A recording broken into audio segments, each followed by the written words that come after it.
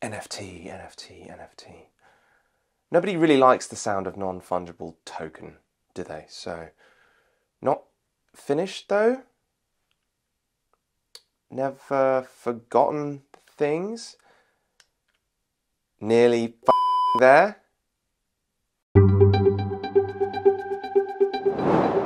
Colour my life with the chaos of trouble. Have you heard that before? It's a Belle and Sebastian lyric and honestly taken from a Joseph Gordon-Levitt movie, but it also sort of sums up what it's like to be an NFT owner at the moment. You've needed a strong stomach to stick around in that market for the last 12 months or so.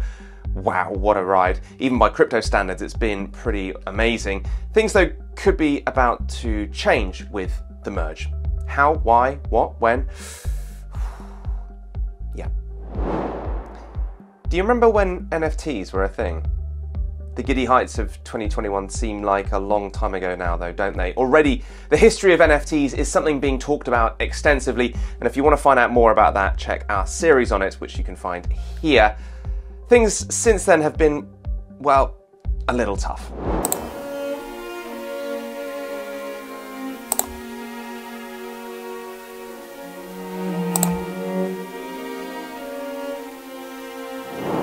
Average NFT prices fell 92% between May and July 2022, and even high-end tokens like Bored Ape Yacht Club saw big drops. BAYC floor prices, for instance, fell below 100k. Not everyone thinks this is necessarily a bad thing. There's been a lot of talk about consolidation and the maturing of the NFT market, much as there has been in crypto more broadly. There also seems to be a bit of a consensus among some at least that long-term prospects are still pretty bright. A report by Verified Market Research in July estimated the NFT market will be worth something like 230 billion by the end of the decade. There's a key thing happening though much sooner than that, and I suspect you might have heard of it. The merge. Ethereum's switch from proof of work to proof of stake has long been delayed and has a raft of questions still hanging over it. But it is happening imminently, and it's going to have big implications for NFTs, especially for their environmental costs. Will it mean a surge in popularity again though? And if so, for how long? Forkast's Lachlan Keller is about to tell you.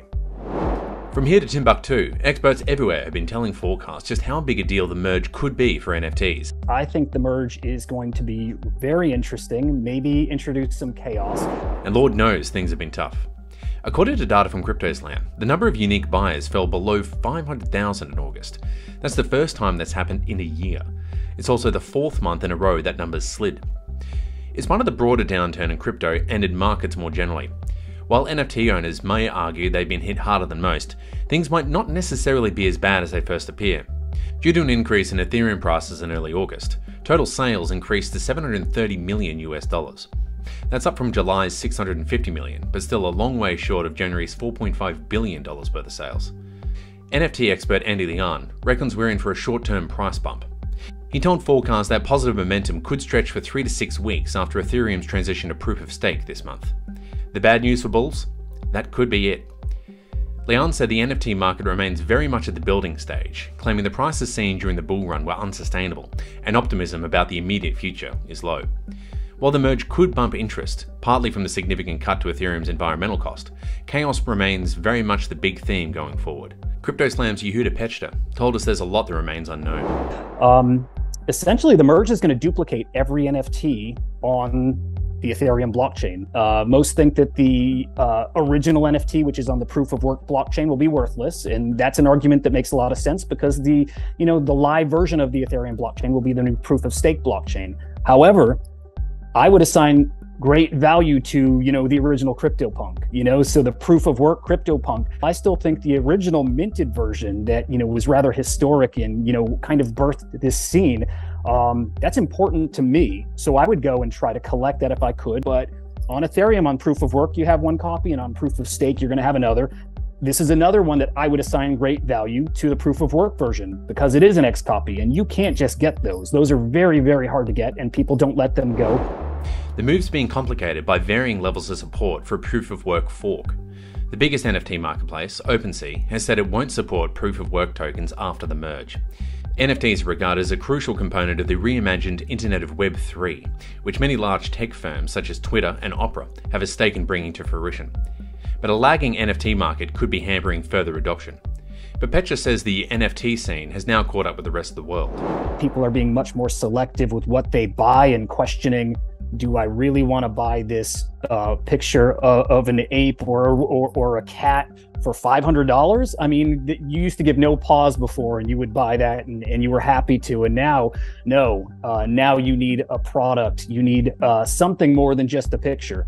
We did have that happen last year as well, but this is very different because people are being very protective of what they do have now, thinking that, well, these opportunities might not be there. They might not come back in a month or two. This might be a year or two till we truly return to what we were seeing.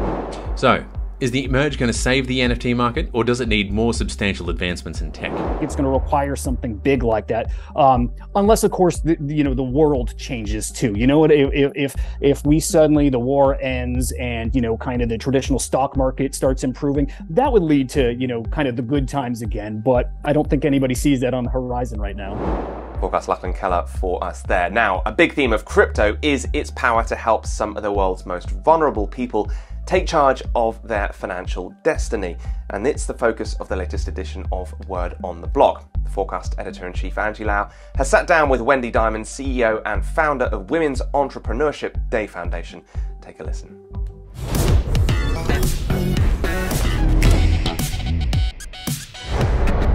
What Bitcoin is about is what our foundation's about, right? Our foundation was founded on helping, the 2.5 billion unbanked, right, are mostly women. And that's what, we have that same, mission. And so when I learned about Bitcoin, I was like, what? I was like, this is unbelievable. And, I'm not a techie. I'm not like I'm not like one of these people, but I just was fascinated about this global currency that was enabling especially these people in high inflation areas to have financial inclusion. So when you look at Bitcoin and the usage and the millions of people using it in Venezuela and Zimbabwe and Botswana and Nigeria, that aligns with what our belief is with our foundation. So that was how I originally got into it. Make sure you catch the full show. That is out on Monday. That is it though from this episode. Like and subscribe to the video for more content like it and let us know your thoughts on what's going on in the comments.